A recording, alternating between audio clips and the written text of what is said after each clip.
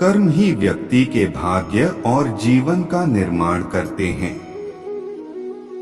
स्वामी विवेकानंद जी ने कहा है कि अपने विचारों पर नियंत्रण रखो, नहीं तो वे तुम्हारा कर्म बन जाएंगे, और अपने कर्मों पर नियंत्रण रखो, नहीं तो वे तुम्हारा भाग्य बन जाएंगे। कर्म ही व्यक्ति के भाग्य और जीवन का निर्माण करते हैं। सृष्टि में कोई भी व्यक्ति बिना कर्म किए नहीं रह सकता है। वह या तो विचारों के माध्यम से सक्रिय है अथवा क्रियाओं के माध्यम से, या फिर कारण बनकर कर्म में योगदान कर रहा है। जीव जंतु हो या मनुष्य, कोई भी अकर्मण्य नहीं है और न ही कभी रह सकता है। विद्वानों ने मुख्य रूप से 3 प्रकार के कर्म बताए हैं, जिनमें एक होता है क्रियमाण कर्म, जिसका फल इसी जीवन में तुरंत प्राप्त हो जाता है। दूसरा संचित कर्म होता है, जिसका फल बाद में मिलता है। तीसरा होता है प्रारब्ध।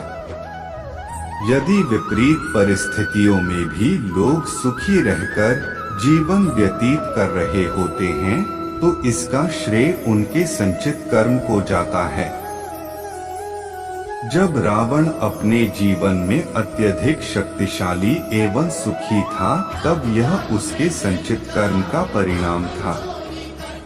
मगर उसी रावण के घर कोई दिया जलाने वाला तक नहीं रहा, तो यह उसका प्रारब्ध था।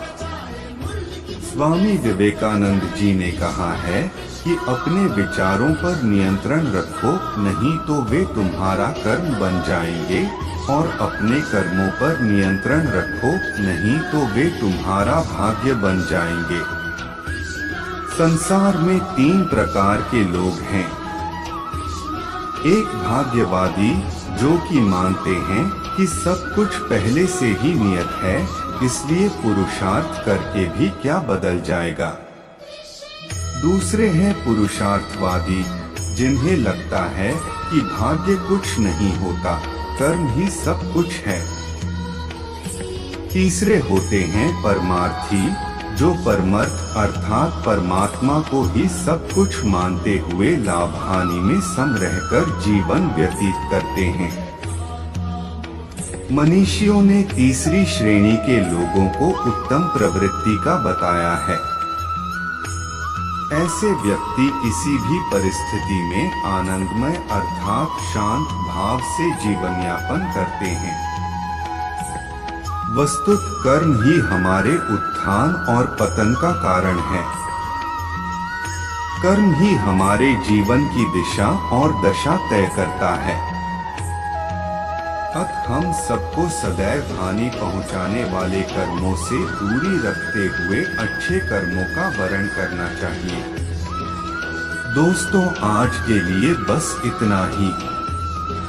मिलते हैं अगले वीडियो में। जय श्री कृष्णा।